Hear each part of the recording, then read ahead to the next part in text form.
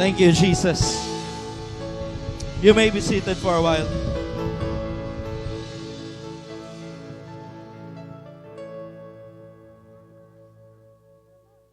Last Sunday, sino naka... Uy, mute yan, ilihog. Dumdum sang wali last Sunday. Our God is a consuming fire. Sometimes, aton worship, or sometimes, kita naga-insensitive sa pulong sa Ginoo, naga-insensitive sa espiritu sa Ginoo, inam lang, Lord, hindi ta nga mabatsagan. Where are you, Lord? Ang pulong ga-bounce lang sa aton because sometimes we really need the consuming fire, the refiner's fire, na maga-purge, maga-tinlo sa aton, that we will be a gold once again, a pure gold, ready to do what the Lord has commanded us to do. So this morning, medyo simple lang ang akon wali. Last week or this week lang no, naglinog sa Valenzuela. May isa ko ka video nakita, I don't know kung nakita yun na sa sikat na sa subong, babae nga pag-abri sa iya sa buho bla, pag-rescue sa iya, ang iya tsura, as in super smile sa. In the middle, sang damo-damo nga debris, tapos hindi sa agiyo mayo. Pag open pa lang siya mo no, ang smile, grabe. Authentic na authentic. So grabe ang hype sa internet. Grabe yung smile, no? So ang reporter na curious, gipamangkot sa, nga pag-abri sa imo, you've been there for 12 hours. Hindi ka nakagiyo, pero na-rescue sa after 32 hours. Kay grabe ang rambo, ang mga siminto, mga haligi sa palibot siya, hindi madali. Na-rescue sa after 32 hours. But 12 hours, nakita na sa, yang grabe mo smile, nga smile kagid. Anong natabo? Silingyari lang na mambal ko. At that time, nga ako sa sulod, dulom, cellphone ko lang akong gamit, wala pa internet, wala tanan, hindi ko communicate. Ang nagbuhi sa akon, ang cheese lang kagang ketchup, nga mahatag lang mala energy, nga hindi ko malipungan. But then, I heard a sound. I heard a noise. And then I know that I will be saved. Now this morning, if we hear the word of the Lord, we know that we are saved. When you hear ang pulong sa Ginoo gahatag sa aton life, gahatag sa aton cleansing, that we will be saved, an assurance for us. The topic of my preaching this morning, simply lang, my treasure. Ang akon manggad, ang akon gina-treasure. I will start reading Matthew chapter 13, verse 10 to 11. And the disciples came and said unto him, Why speakest thou unto them in parables? Galibog ang mga apostles nga, Lord, nga hindi lang irikta bala hambal sa akon, nga hindi lang ipabalo rikta sa ila. Siling ni Jesus, and he answered unto them, Because it is given unto you to know the mystery of the kingdom of heaven. But to them, it is not given. While reading, makambaka, Lord, thank you. Thank you, Ginoo, out of millions, your child to be, but you chose me. Salamat, Ginoo, sa pabor, sa extension, sa mercy, sa grace, that you chose me. That I'm able to hear, to speak, and to live by your word. Now, magalaktaw lang ko on verse 45 or 44, the same chapter.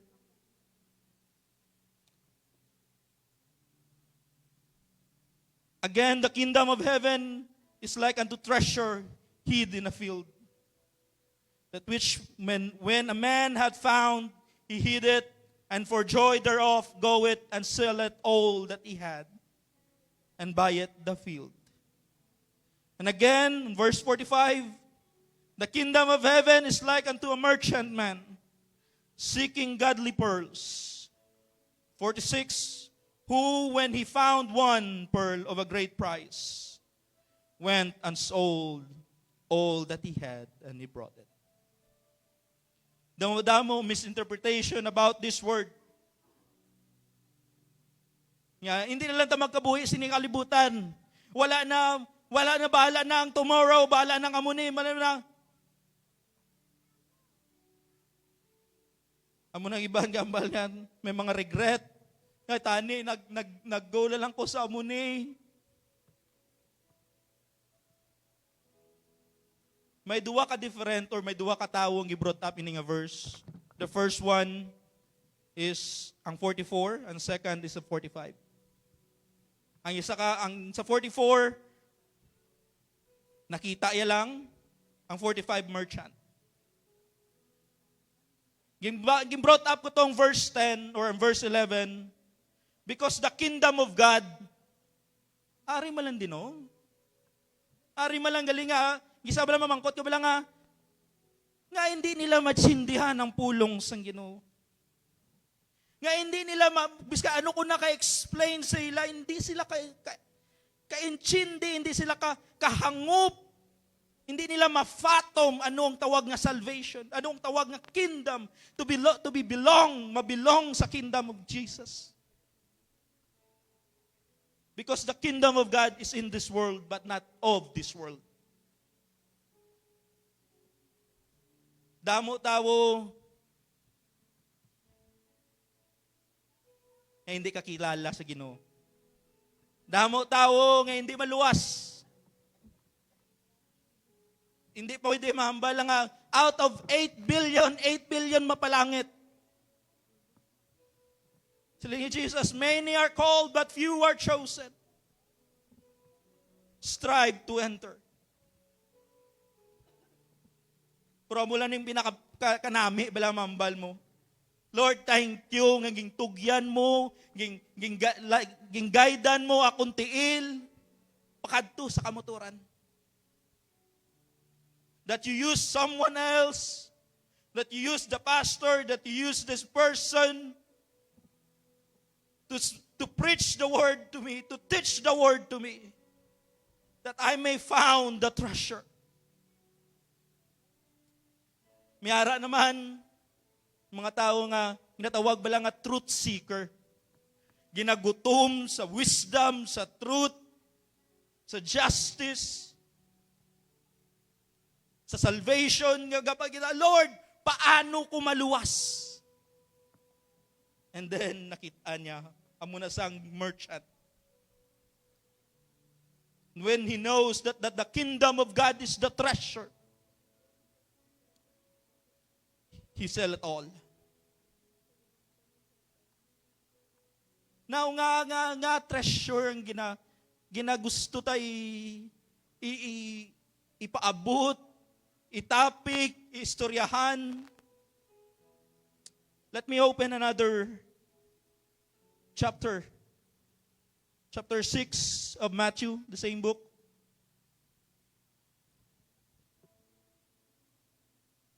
Verse 19. Lay not up for yourself treasures upon earth, where moth and rust do corrupt, and where thieves break through and steal. And verse 20, but lay up for themselves or for yourselves treasures in heaven, where neither moth or rust do corrupt, where the thieves do not break through or nor steal. And 21, for where your treasure is, there will your heart be also. Mamba ka, Lord, I love you. I love serving you. But do you treasure it? Paano mo mambal, gina-treasure mo ang panglakaton mo, ang imo kalag, ang imo spiritual walk? What you treasure, you pursue. Kung amo na ang imo ginambal po, amo na akong treasure sa kabuhi, I will pursue it. And what you pursue captures your heart. And what captures your heart directs your life. Lord, I love you. You are my treasure, Lord. The kingdom is my treasure. And let it be yung mag-direct sa imo kabuhi. But sometimes, ari tayo sa kalibutan, may ups and downs. Amo na si David. Ilang taon mo, damo failure si David. But still siling ni David, the Lord will not see how I fall, but how will I stand up. The church is the church of reconciliation. Gina-reconcile kita sa Ginoo. Gina-reconcile ang relationship. O hindi pwede. And then you're not in the church. It might take time, it might take process, but we are on the process. Because we are the church. Last Friday, ipicturean ko ang Bible study. Gingamit ni Pastor, 2 Timothy chapter 3 verses 1 to 5.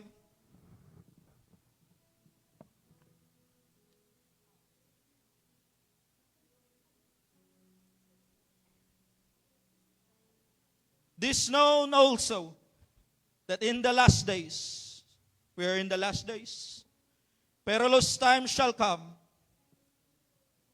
If we don't set our hearts, our attention, our focus to the Lord, if we don't make the kingdom of the Lord our treasure, if we don't make God our treasure, the salvation as a treasure, aring verse 2, for men shall be lovers of their own selves, covetous, boaster, proud, blasphemer, disobedience to parents, unthankful, unholy, without natural affection, truce breakers, false accusers, incontinent first, despisers of them that are good, traitors, heady, high-minded, lovers of pleasures more than lovers of God. And verse 5, the last verse, having a form of godliness. Okay pa ko. I stand firm, but I am empty. But denying the power thereof, from such turn away. Si Paul ga-advise kay Timothy, matabo ni to the church, to the brethren, to each and every one of us. Matabo ni sa atong wala ni exemption. And instead of the word of God, instead God directs. Instead the Spirit that is in us, mahatag direction sa aton kabuhi. Greed, lust, and pride dominate us. Amo nang gadominar sa aton. But let us go back to the Word of God. In the book of Acts, when Peter preached after the receiving of the Holy Ghost, when he preached to the people, they were pricked in their heart. And ang question bala na yun, if we have a humble spirit, a ready mind, a willing heart, ang pamangkot nila, men and brethren, what shall we do? O hindi na mo guro kailangan magambal pa sa inyo, baptize in Jesus' name? We are baptized in Jesus' name? Hindi na mo magambal yan. You will be filled with the Holy Ghost. A lot of us, almost all of us, is filled with the Spirit of the Lord. But I think the first word still effective, still pwede magamit. The first word ni hambal ni Peter, repent. Repent. That's amo nang kauna-una ya gina-emphasize, repent. Because ang aton panglakaton, from time to time, gakadto ta sa ungodliness. So that's why sila ni Peter, repent. Go to godliness. May sulat ko di. Ngambal ko ni. Hindi lang. Pakita ko lang karon sa kilala. Go to godliness. I-examine the aton self. Where is my treasure, Lord? My family is my treasure. Is the kingdom of God is greater than my family. Is the kingdom of God is greater than my friends. It's the kingdom of God is greater than anything.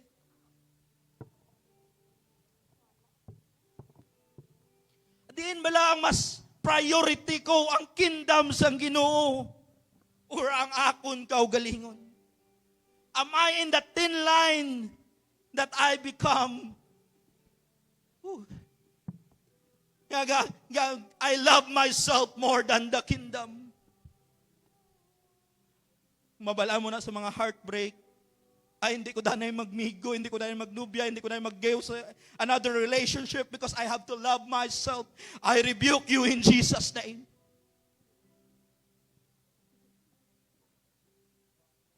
Set your affections on things above.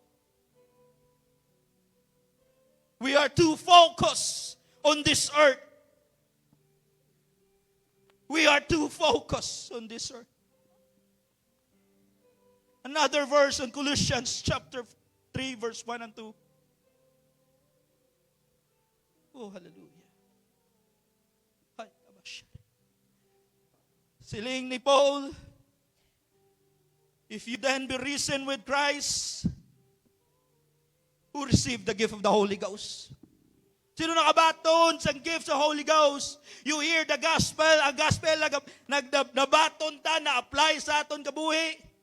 Siling ni Paul sa Colossians to the church, if you are risen with Christ, seek those things which are above, where Christ sitteth on the right hand of God.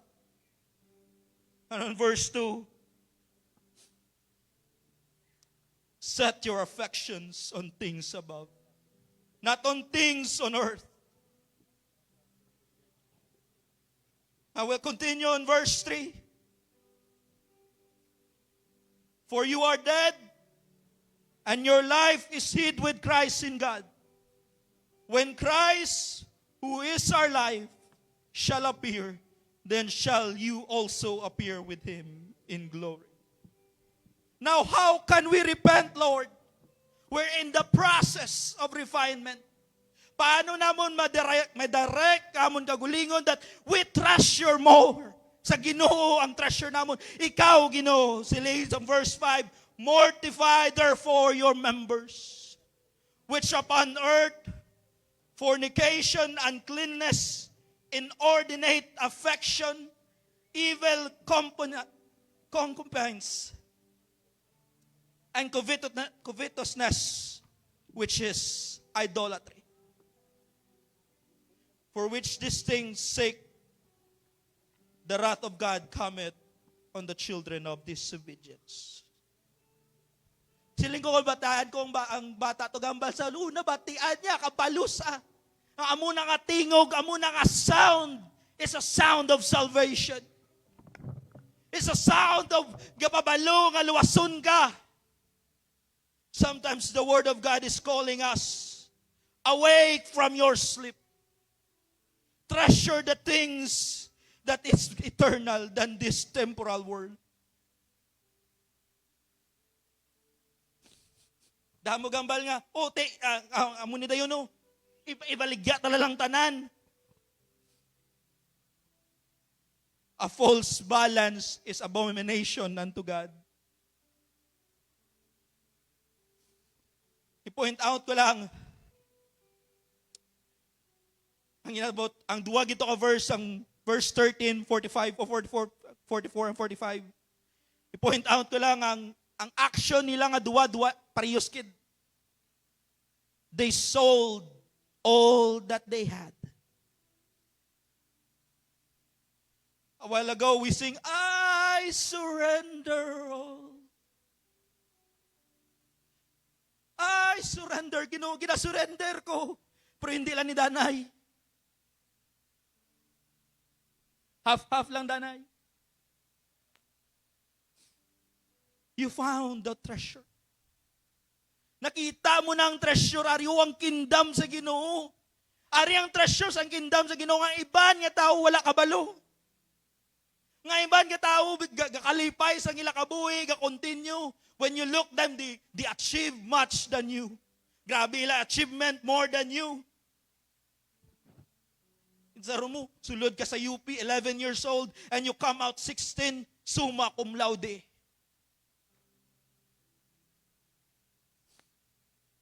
And then, kasuya, there's nothing wrong when you try to encourage yourself, but make sure that your affection, your treasure is in heaven.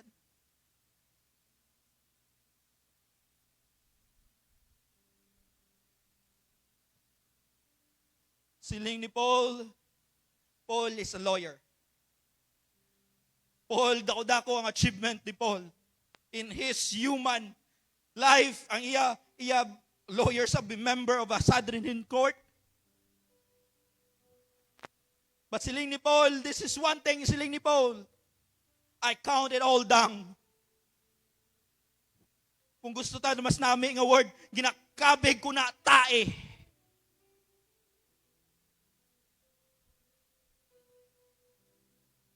Ginakabig ko na tayo, compare knowing God, knowing Christ, having Christ in me. Those achievement. Ate, hindi nila tagali mag-achievement eh. Basta makapasar, okay lang. No, brother, no, sister. Make that achievement exalt sa Ginoo. Let that record nga, oh, this one, nga lain sa satanan nga estudyante, nga lain sa satanan nga trabahador, because he has Jesus. And the other thing nakita ko sa verse 44, verse 45, they do it with joy, not obligation. Sometimes when we go to the church, when you do this, when you do that, it becomes an obligation. That's why naging burden sa imo, naging bugat sa imo, naging wala, pulos, hindi maka-achieve something because it becomes an obligation. It no longer, it comes from your heart that, Lord, you are my treasure. And I will do this with joy and with love. A common observation. They sell everything without reluctancy. For joy, si Jesus naging hakwat yang cross. Gihakwat siya ang cross to Calvary, to Golgotha, with joy in his heart. Why? Because there is a purpose. Nakita yan may mga tao that they will count me as a treasure.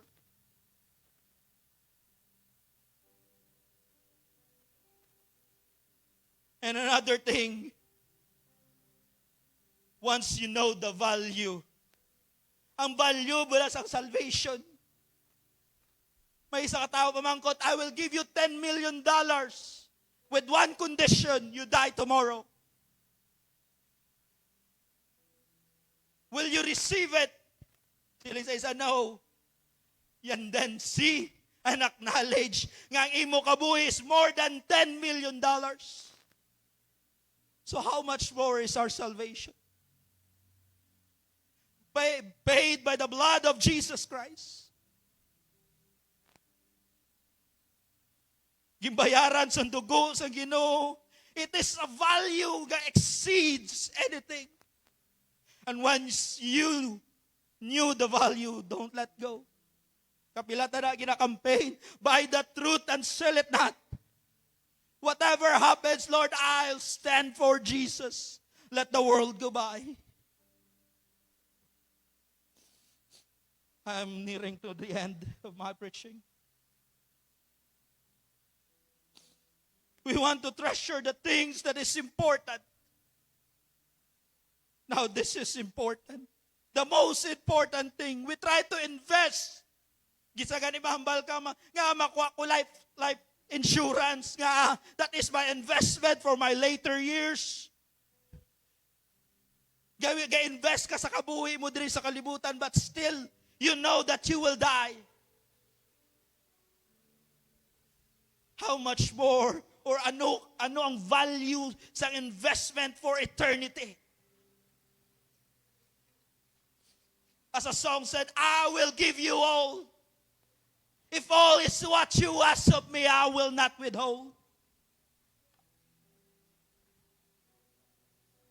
Lord, let every fiber of my being praise you, serve you, worship you. Magamba katuhod, we're still human. We're not machines. Even gani machine gapalya. Mahambal ka, Lord, kabudlay.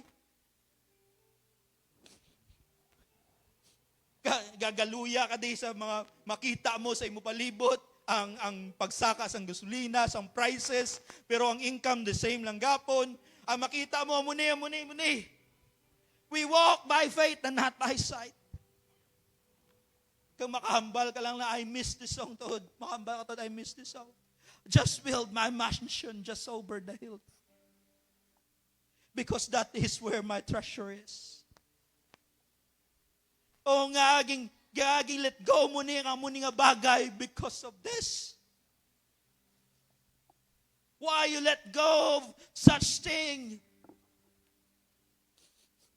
Kung babayaan mong tao, daw mo ihambal tao sa imo. Because they will base it on your status in life. Ikundihin ka subong, ano ka subong.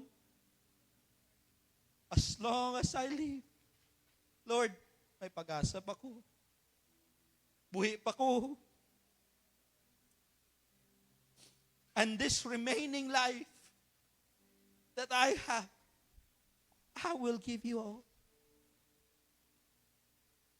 Makahamba ka, Lord, I love you. I love you, Jesus. Thank you for saving my soul. Thank you for making me whole. Lord Jesus, amuni damo kulang, only Jesus can satisfy my soul because He is my treasure. He is. Oh, hallelujah. We come here every Sunday. Sometimes it's out of routine. Sometimes though naging culture talalang. But let us bear in mind, we come here. Thank you. We come here, Lord. We come here because you are a treasure. Damo bagay kalanlanon, Ginoo, but I will make sure ikaw ang priority sa akong kabuhi. Ikaw ang akong focus, Ginoo. Set your eyes upon Jesus. Sometimes this world carries a lot of damo-damo mga debris, damo-damo mga weights. But when you hear the word of the Lord, when you hear Him speak to you, oh Lord, thank you. Thank you, Jesus. Isa Ginoo, may mga pagkukulang kami, may mga kailangan namon. Hallelujah, hallelujah. Oh, hallelujah.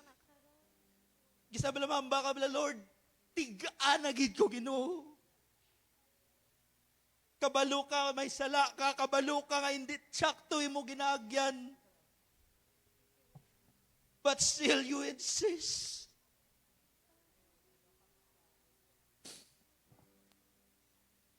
we have to treasure the salvation,